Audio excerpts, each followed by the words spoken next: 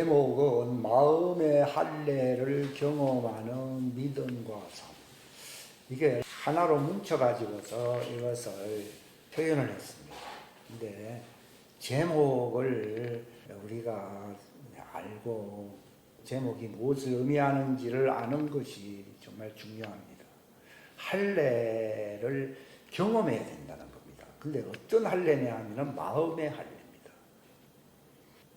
율법시대에는 남자들이 받는 할례였지만은 그거는 예표적인 것이고 진리는 마음의 할례입니다.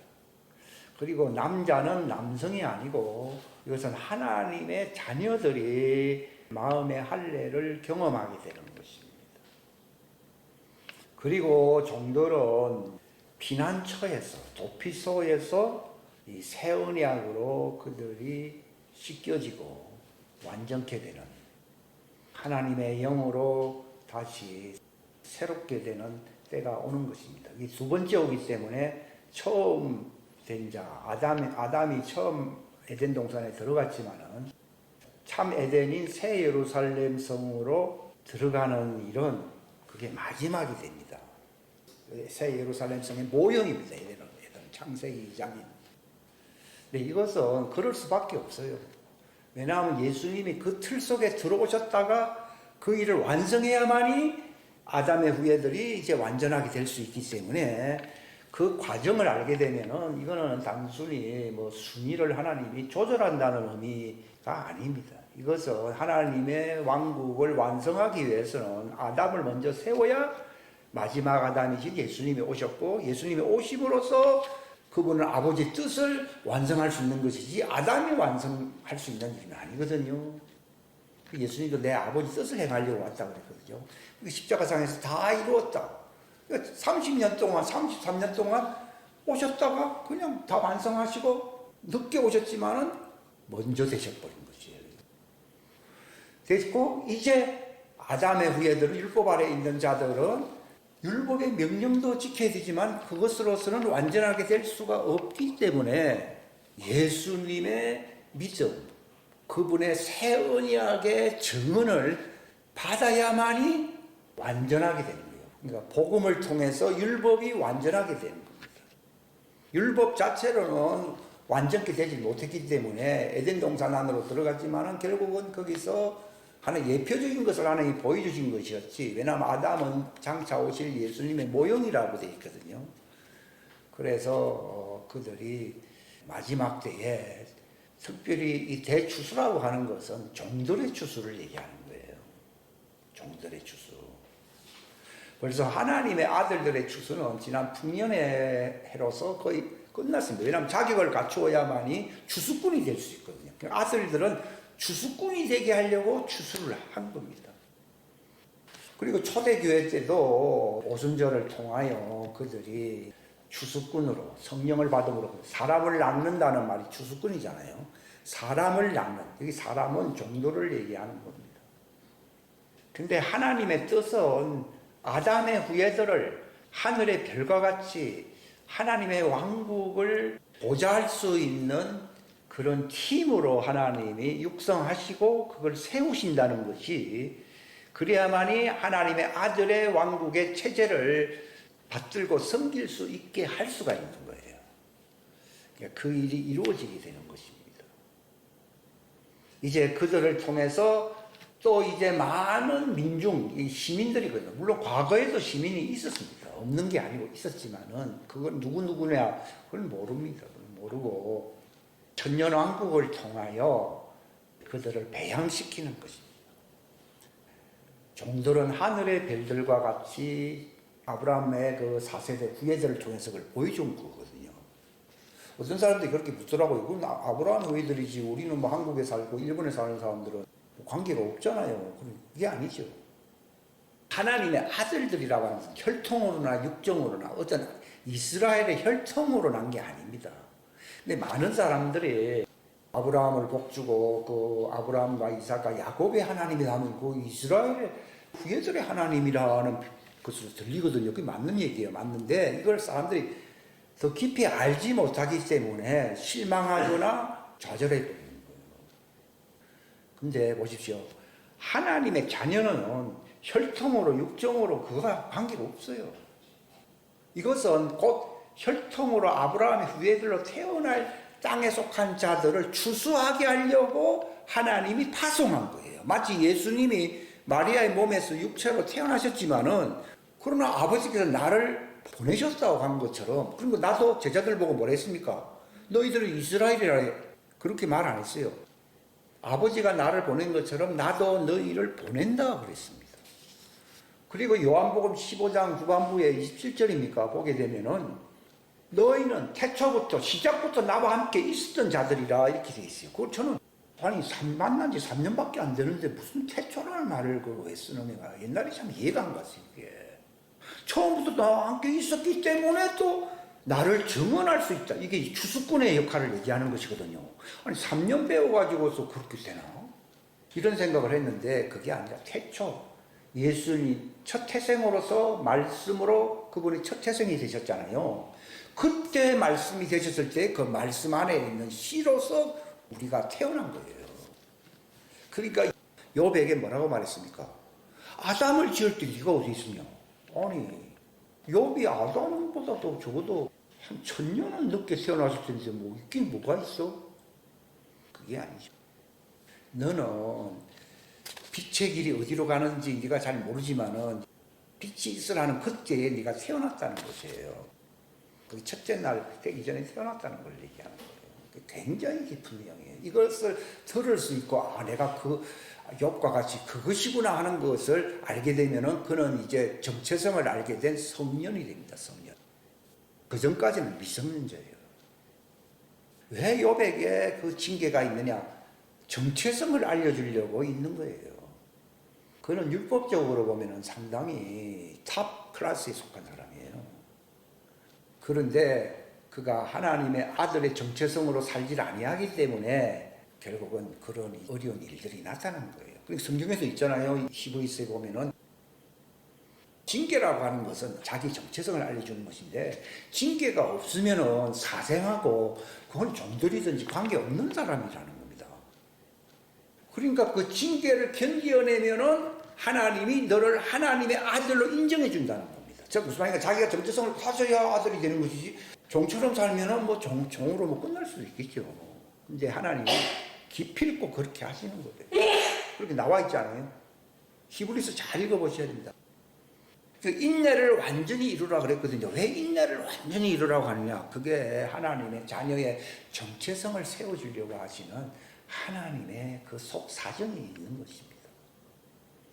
우리가 이것을 알아야 되고요. 오늘 제목이 참 중요한데요. 마음의 할례라고 하는 것은요.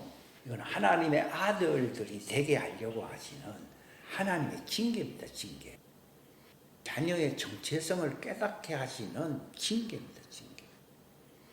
그러니까 남자는 반드시 할례를 받으라 하는 말이나 하나님의 자녀에게 징계가 없다고 하면은 사생하다 하는 말이 그건 내나 같은 말이라는 것을 알게 됩니다.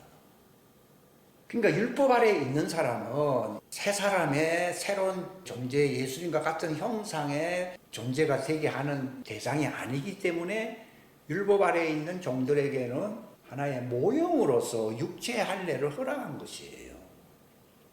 그렇기 때문에 예수님이 오시고 난 뒤에는 남자들이 성령님을 통하여 진리의 말씀을 통하여 정체성을 깨닫는 이 진리의 할례가 나타나면서부터는 육체의 할례가 폐지되었다라고 말할 수 있어요. 왜냐하면 그 진리가 나타났으니까 모형은 사라지는 거예요. 햇볕이 떴으니까 달빛은 사라지는 것입니다. 이거를 잘 아셔야 됩니다. 근데 요즘은 거꾸로 돌아가죠. 그것은 굉장히 위험한 하나님의 뜻과 역행되는 잘못하면 성령을 해방하는 일이 될 수 있습니다.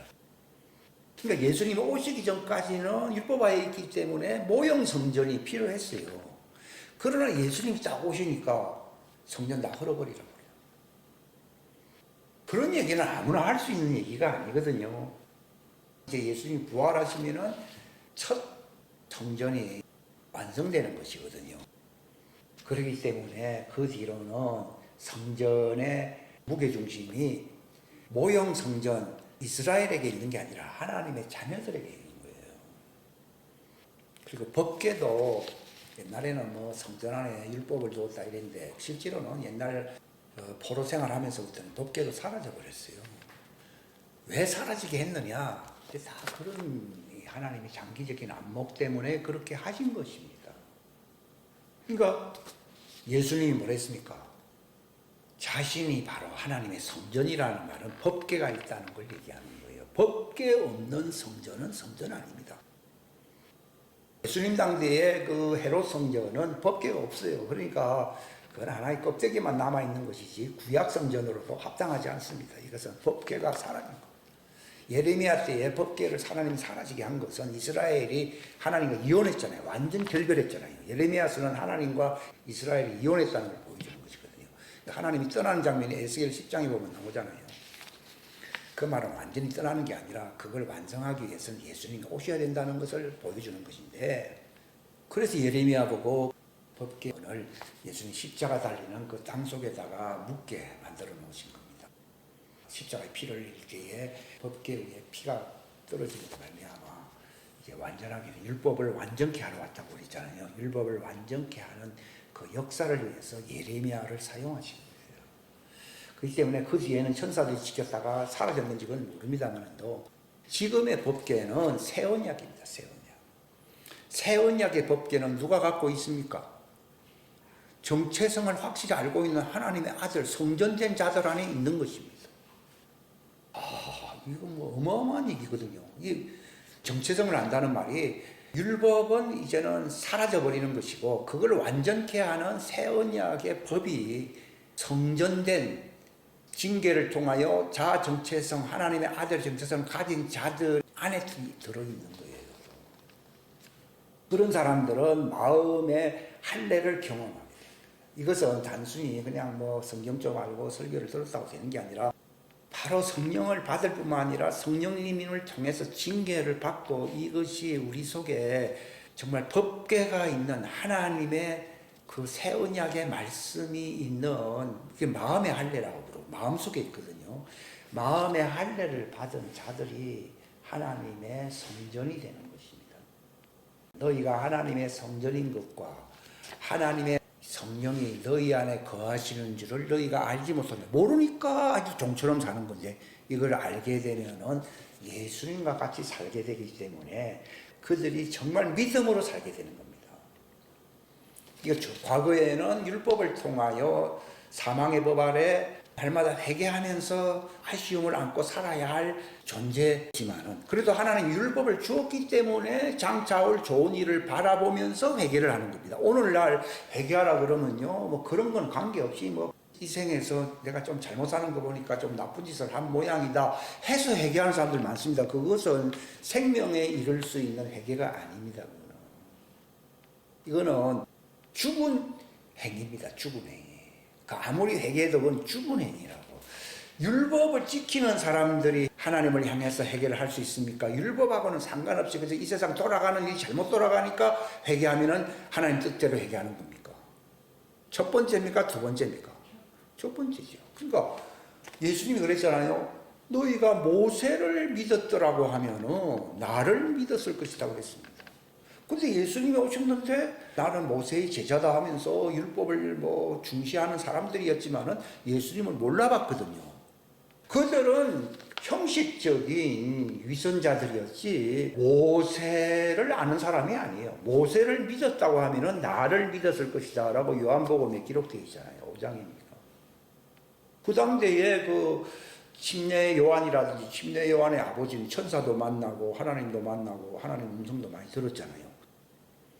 그 자들은 율법하에 있었지만은 또 율법을 제대로 알고 있었기 때문에 장차 올 좋은 그 일, 내 뒤에 오시는 일을 믿으라고 모세도 얘기했잖아요. 그분을 기다려야 안 기다려요? 기다렸잖아요. 성전에서 80 몇 살 된 뭐 안나와 뭐 누가 있었다고 시몬이 있었다고 그러잖아요. 그런 것처럼 그분을 기다리는 사람들이 율법을 제대로 지키면서 회개한다고 하는 말은요, 그냥 아유 나는 잘못했어요 이게 아니라 주님이 오셔야 내가 완전하게 돼. 나는 지금 아직 불완전해. 그러니까 주님을 기다리지. 내가 뭐 완전하게 돼 있으면 주님 필요합니까? 그러니까 주님이 오셔야 나를 구원하시지. 그 말이 나를 완전하게 하시지. 그래서 회개하는 것이지. 율법도 뭐 관심도 없는 사람들이 보통 회개한다고 하는 것 들어보면 참 뭐 인생살이가 고달프니까 아이고 내가 뭐 좀 잘못된 모양입니다. 그것은 죽은 행위고 그것은 다른 이종교에서 부상숭배하는 사람들의 행위입니다. 이것은 잘못된 거예요. 그러니까 율법 아래 있었던 사람들 중에서 제대로 회개를 하는 사람의 모습은 누구냐? 침례 요한이나 침례 요한. 내 뒤에 오시는 이를 믿으라 그랬잖아요. 침례 요한의 아버지는 네가 바로 장차 오실 그분의 길을 예비해야 된단다 하면서 구원자 예수님이 오시는 길을 예비하라 그러잖아요. 그러니까 율법 아래 있는 사람들이 누가 구원받느냐? 예수님의 길을 예비하면서 자기가 그분을 기다리는 사람들이에요. 그게 여자 아래에서 난 자 중에서는 종이거든요. 그 여자는요. 침례자 요한보다 큰 자가 없다고 되어 있습니다. 그러나 하늘에서 태어난 자 하는 것은 전혀 다른 레벨이야. 이거는 그들은 율법과 어떤 면에서는 상관이 없어요. 왜냐하면 예수님도 율법과 상관이 없지만은 그러나 율법 아래에 있는 사람들을 구원하기 위해서 율법 아래에 있는 육체, 죄 있는 육체의 모양으로 오셨고 그가 성령 받기 전에는 율법의 법을 다 따랐잖아요. 그러니까 겸손한 거죠. 종처럼 살았기 때문에. 그래서 때가 되니까 그렇게 살면 구원자가 될 수 없으니까 요한에게 그 종들의 대표자가 침례자 요한이잖아요. 그 침례를 이렇게 받아라. 그래서 하나님의 의를 이루자 그랬거든요. 그것은 이제 율법 시대는 끝나고 하나님의 왕국을 완성하는 이제 종들을 구원하는 레벨로 새로운 단계로 가야 된다 하면서 예수님이 네가 나에게 침례를 하라고 한 겁니다. 그런데 요한은 그걸 잘 모르니까 당신이 나에게 침례를 해야 된다. 아직 아니죠. 예수님 십자가에 돌아가기 전이기 때문에 그 예수님이 물론 요한에게 침례를 줘도 효과가 없습니다. 그러니까 일이 이루기 전에는 그에게 침례 줄 날은 아직 우리가 더 기다려야 되고 하나님의 의가 나를 통해서 이루어져야 되겠습니다. 율법의 마감이 이제 와야 되기 때문에 예수님에게 물론 침례를 베풀을 한 거예요. 이 침례에 대한 내용도 굉장히 깊습니다. 그런데 침례를 뭐 베푸니까 아이고 뭐 그거는 뭐 율법하에 있는 그런 침례지 않냐. 그게 아니라 하늘 문이 열리면서 성령이 임했다고. 율법 시대를 마감하고 이제는 구원받을 수 있고 하나님의 자녀 아들들이 나타날 수 있는 이 성령의 새 시대를 도래했다는 것을 알려주려고 하늘이 열리면서 비둘기같이 성령이 임했다는 거예요. 옛날 아브라함 때에 그 하늘을 보여주시면서 이제 네 자손들이 저렇게 될 것이다 라고 하시면서 이제 하나님 앞에 그 예물을 드리게 했잖아요. 거기서 보면요, 다른 땅에 있는 짐승은 이 중간에 각을 떴습니다. 그런데 비둘기나 새는 각을 뜨질 아니었어요. 그래서 저는 뭐 작다 보니까 뭐 잘라봐야 뭐 효과가 있겠나 이 생각. 그게 아니고 사람의 손으로 할례를 받을 필요가 없는 분이 예수님이시다는 것을 알려주려고 새와 같고 비둘기 같다는 것을 보여준 거예요. 그러니까 예수님이 성령이 임할 때는 그에게 이제 어떤 할례가 왔다는 것인데 이것은 성령 침례로서의 어떤 할례를 얘기하는 거예요. 그걸 표현해 주려고 구약 아브라함 때에 새들에게는 각을 뜨지 말라 그랬잖아요. 그 말은 그 비둘기는 예수님을 상징하는 것이거든요. 그러니까 비둘기처럼 이렇게 하는 말이 그게 그 뜻이더라고요.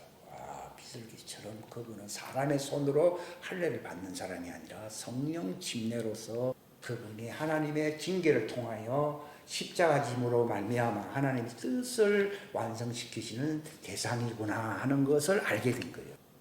그러니까 예수님이 그 성령으로 침례를 받으시고 난 뒤에는 이제 그분은 율법하에 있지 아니하고 자기 안에서 하나님의 창조의 새 사람을 자기 안에서 이루어냈다고 나오잖아요. 그게 부활의 형상을 얘기하는 요것이 신비입니다. 이게. 그러니까 요즘 뭐 성령 침례다 또는 뭐 징계를 받고 뭐 할례를 받는다 라는 것은요, 말은 하지만도 그것의 속사정, 깊은 내용을 잘 모릅니다. 그게 골로새 3장 10절에 보면 자기를 창조하신, 이게 하나님의 창조거든요. 자기를 창조하신 하나님의 형상을 따라 너희도 지식 안에서 새로워진 새 사람으로 태어났다라고 골로새 3장 10절에 나와 있죠. 야, 이제 그때가 이제 다가오는구나. 지식의 새로움 안에 들어간 것이죠. 이것이 율법화에 있는 게 아니고 완전히 하나님의 새 창조의 새 사람으로서 부활의 형상이 되는 거예요. 이것이 나중된, 율법은 우리가 나중되었지만도 처음 된 자로서 이제 나올 수 있는 그 통로가 이제 내 안에 형성되었구나 하는 것을 알게 됩니다. 이게 창세기 말, 마태복음에 나오는 말, 에베소서에 나오는 말, 또 골로새서 아까 3장 10절에 나오는 말, 이 모든 말도 요한계시록에 하나님의 창조의 시작이신 분, 이런 말이나 이런 것이요. 쫙 하나로 파노라마처럼 하나로 무지개처럼 이렇게 연결됩니다. 이게 색깔 컬러만 다르다 뿐이지 무지개는 하나잖아요. 이게 싹 연결된다는 게 너무너무 좋고요. 진리를 알게 될지니 우리가 아는 것을 예배한다고 되어 있고, 알게 되는 거, 아는 것 가지고서 영과 진리라는 것은 아는 것이거든요. 모르는 것은 비유지 진리가 아닙니다. 아는 것을 통해서 하나님을 경배하게 됩니다. 하나님은 그렇게 경배하는 자를 하나님이 찾으신다는 거예요. 그래서 이 마음의 할례를 경험한다는 거예요. 이게 말씀입니다. 옛날에는 떡을 넣고 또는 침례탕에서 침례를 주고 해도요, 표면적으로는 순종했지만도요, 효과를 내가 별로 기대를 못했어요.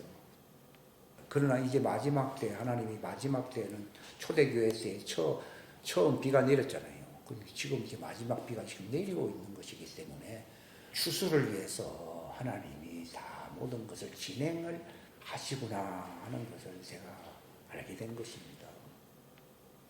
그러니까 내 안에서 하나님의 징계를 통하여 할례를 경험하게 하시는 이 새 언약의 말씀을 가진, 법궤를 가진 성전되게 하려고 하는 하나님의 뜻이 이루어지는 거구나 하는 것을 제가 지금 깨닫고 있어요. 하나님의 성전되게 하는 것이구나. 이게 하나님의 창조의 새 사람입니다. 새 사람.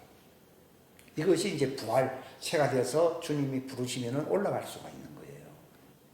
내 육체로는 육은 무익하다고 예수님이 말했어요. 내가 너에게 하는 말은 영이요 생명이다. 그 영이요 생명이라는 말을 한마디로 얘기하면 진리라는 얘기예요. 그러니까 의와 진리로 창조된 새 사람을 잊게 되면 그 새 사람이 성전이라는 얘기입니다. 근데 그게 내 속에서 이루어진다. 와, 이거는 보통 얘기가 아니거든요. 옛날에는 그좀 남 얘기, 공중에 주님이 오신다, 이런 얘기가 아니라 내 속에 하나님의 왕국이 임해야 하네요. 이게 이루어지는 거예요. 기적이죠. 마치 처녀 때는 애를 못 낳는 것이지만, 그러나 자녀를 낳게 되면 체질이 달라진다, 그런 얘기를 하더라고요. 마치 제가 그 경우, 예수님이 임신할 때가 오면은 고통 때문에 근심하나, 그러나 아이 낳는 즐거움으로 인하여 그 근심을 잃어버린다라고 요한복음 16장에 쓰죠. 징계를 통해서 많이 근심했지만 내 속에 하나님의 형상이 성전으로 태어난다는 그 즐거움 때문에 임신의 모든 과정들을 초월해버립니다. 아이 낳는 기쁨을 인하여 지난달에 그 모든 고통을 잃어버리다. 그러니까 하나님의 자녀는 하나님의 성전으로, 하나님의 형상으로 나타나야 되는 것이 하나님의 뜻이기 때문에 어려운 과정에서도 하나님이 돌파의 길을 자꾸 열어놓아가지고서는 자꾸 살게 만드는 겁니다. 그러니까 마치 예수님이 내가 아버지로 인하여 사는 것처럼 너희도 내 말을 알게 되면, 내 살을 먹고 피를 마시게 되면은 바로 예수님과 분신으로서 부활체가 되게 하려고 산다고 하는 것을 네가 알게 된다는 거예요. 그걸 경험한다는 얘기입니다. 그게 경험하는 것이 하나님의 아들의 믿음이에요. 그걸 예수의 믿음이나 하나님의 자녀들의 믿음이 같아야 안 같아요? 같습니다. 근데 이걸 왜 예수의 믿음, 하나님의 자녀들의 믿음이라고 구별했는가를 제가 또 알게 됐어요. 그 말은 종들의 믿음이 있다는 내용인데, 종들의 믿음은 구원자를 기다리는 믿음이요, 믿음 아니요. 종들은 성전되는 게 아니잖아요. 그들은 또 그 역할이 있는데, 그들은 구원자를 기다려야 되는 거예요. 그건 침례 요한 아버지도 그렇게 말했고 침례자 요한도 했고 모세도 내 뒤에 오시는 이를 기다리라고 되어 있거든. 전부 기다리는 거예요.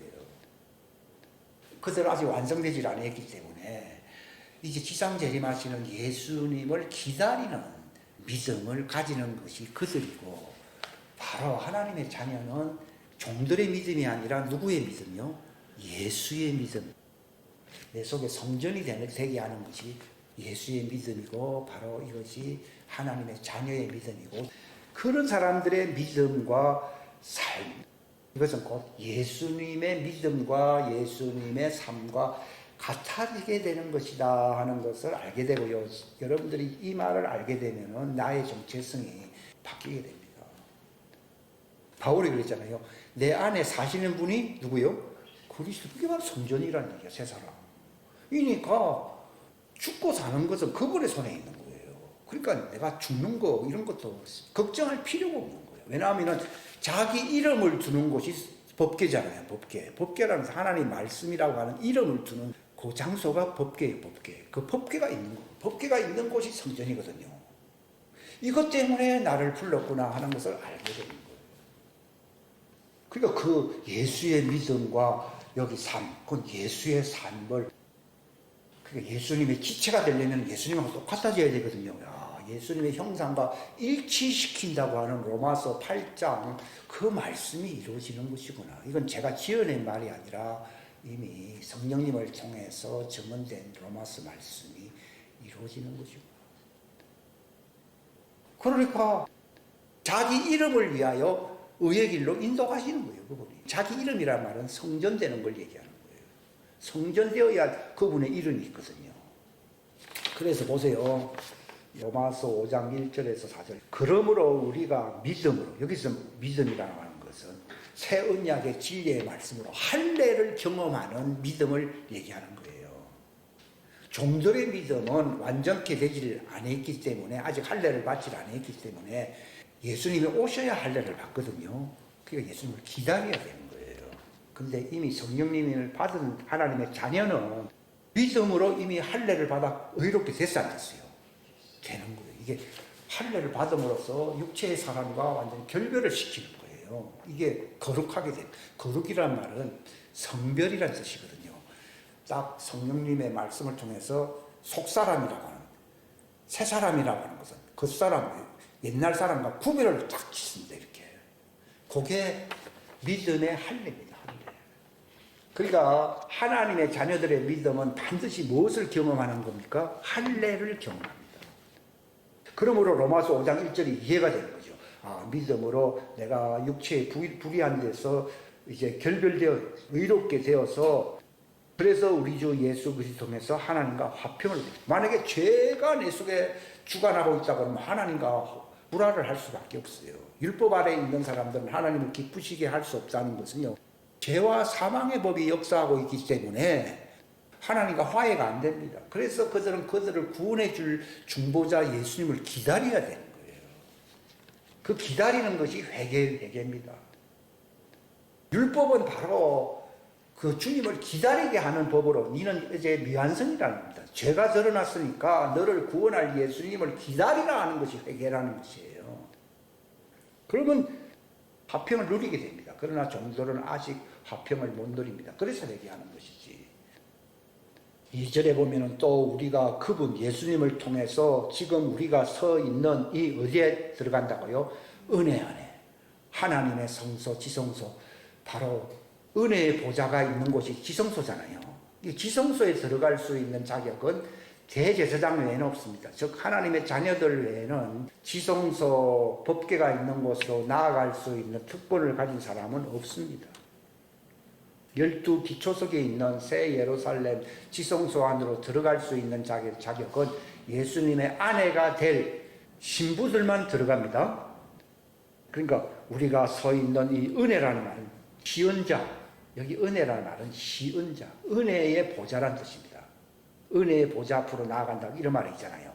근데 그 개역 성경에는 그냥 성소라고 되어 있지만 여기 킹제임스 성경에는 지성소라고 되어 있어요. 지성소. 지성소에 법궤가 있지 그냥 성소에는 법궤가 없어요.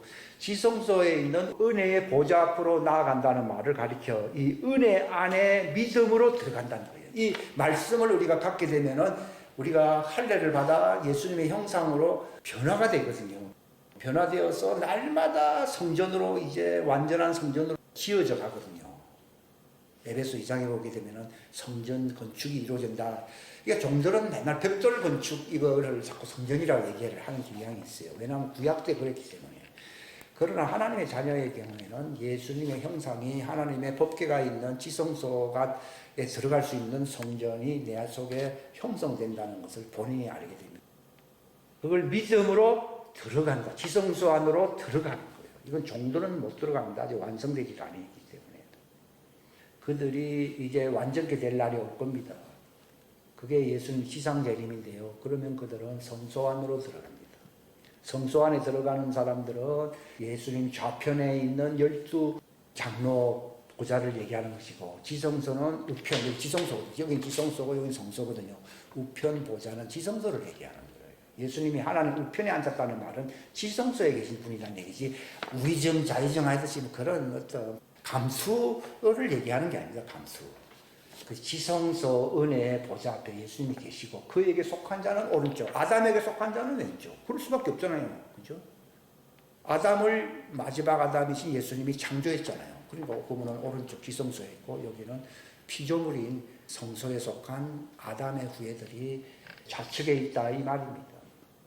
거기에 들어갈 수 있어요. 이게 내가 성전된다고 하는 이 우리 안에서 정말 새롭게 할례를 받게 하시는 그걸 거룩하게 하는 것이거든요. 이 경험을 하게 되면 내가 예수님의 지성소 은혜 보좌 앞에 아주 담대하게 나아갈 수가 있구나. 옛날에는 말은 그렇게 해도요 담대한지 잘 몰랐어요 세상은요. 근데 이걸 알게 되면 너무 즐거운 것이죠. 그러니까 들어갈 수 있는 권리를 얻었다 이 말입니다. 얻었고 이렇게 되면 하나님의 영광에 이르잖아요. 하나님의 영광의 소망이 무엇입니까? 부활. 하나님의 영광의 소망은 뭐라고요? 부활. 믿음, 소망, 사랑 이렇게 나오는데 소망은 뭐라고요? 부활을 얘기하는 거예요. 여기 믿음은 할례 받는 말씀을 지키는 행위를 믿음이라고 부르는 거예요. 믿음. 그러니까 믿음 항상 있어야 되고 소망도 항상 있어야 되지만도 결국은 이 목적에 이르게 하시는 하나님의 사랑, 하나님의 은혜잖아요. 하나님 은혜가 최고다 이 말이잖아요. 이걸 뭐 계획을 하지 아니하면 내가 아무리 말씀 붙든다고 이루어지는 것은 아니니까요. 그러니까 어떻게 되면 하나님의 영광의 소망을 기뻐하는 이제 내가 부활체가 되는 것이구나. 나는 예수님처럼 부활하고 나는 죽음을 맛보지 아니하는구나 하는 것을 알게 됩니다. 얼마나 기쁩니까? 이게 복음입니다. 근데 3절에 보면은 그리할 뿐 아니라 그렇게만 수준으로 머물러 있는 게 아니라 환란이 옵니다. 왜? 징계가 있어야 되니까. 이게 그냥 저절로 이루어지는 게 아니고 마치 열매를 맺기 추나 추동하면서 뭐 비바람이 불고 뭐 태풍도 불고 그러잖아요. 그런 것처럼 환란이 오는 이것은 모든 것이 합력하여서 뭘 이룹니까? 그 목적이 이루어진다 이 말입니다. 목적. 하나님의 성전 지성소에 들어갈 수 있는 자들이 되게 하는 그 목적이 이루어지게 하려고 환란이 있는 것이에요. 환란.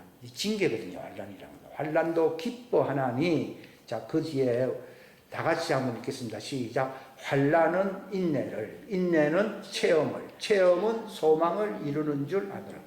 체험이라고 해도 뭐 경험이라도 마찬가지입니다. 옛날에는 이걸 연단이라, 물론 연단이라 말이 틀린 말은 아닌데 여기서 체험이라고 하는 것은 무슨 체험을 하게 됩니까? 할례의 체험. 거룩함에 이르는 체험. 또 무슨 체험요? 부활체가 되는 체험을 하게 됩니다. 이 육체 안에서 일어나기 때문에 뭐 체험이라고 그러는데 넓은 의미에서 경험이죠. 세상에 얼마나 많은 경험을 하는 건데 내 속에서 부활체가 되는 경험을 갖게 하는 거예요. 그래서 인내가 여기 하루아침에 안 된다는 말이 인내입니다. 거기서 많은 사람들이 실망을 하는 저도 많이 실망을 한 사람인데요. 근데 때가 딱 된 가을철이 오니까 지금 가을이잖아요. 그냥 사과가 여름철에는 뭐 없던 게 갑자기 가을철 딱 되니까 갑자기 사과 색깔이 막 바뀌면서 말이요. 탁 열매를 맺지 않습니까? 그런 것처럼 딱 그 때가 옵니다. 이게 때가 오면요 내 속에 육체의 사람은 쇠잔하나 내 부활체의 속사람은 날마다 새로져요. 새로지고 경험하기. 이게 가을철의 경험이에요. 추수철의 경험이에요. 그럼 딱 되면은 하나님 내버려둡니까? 이제 그걸 거둡니까? 거둔다는 말이 휴거입니다. 그러나 아직도 완성되지 않은 사람은 그들이 영거러지고 깨끗해지기 위해서는 광야로 다시 들어가는 사람이 있어야 했어요. 있고 이미 자기 속에 톡 되어 있는 사람은 저 떨어지면 안 되잖아요. 그러니까 이리 좀 올라오라 하면서 올라가는 거예요. 그러면 부활체가 육체를 집어삼켜 죽을 것이 생명에게 삼킴받는다 그랬거든요. 삼켜가지고서는 새 사람으로 공중으로 올라가는 거예요. 예수님이 하나님의 광주리에 휴거로서는 내 몸이다 하면서 확 데려오거든요. 요걸 조금 더 자세하게 설명한 것이 로마서 6장 여기 뒤에 보면은 6절이 있거든요. 제가 읽습니다.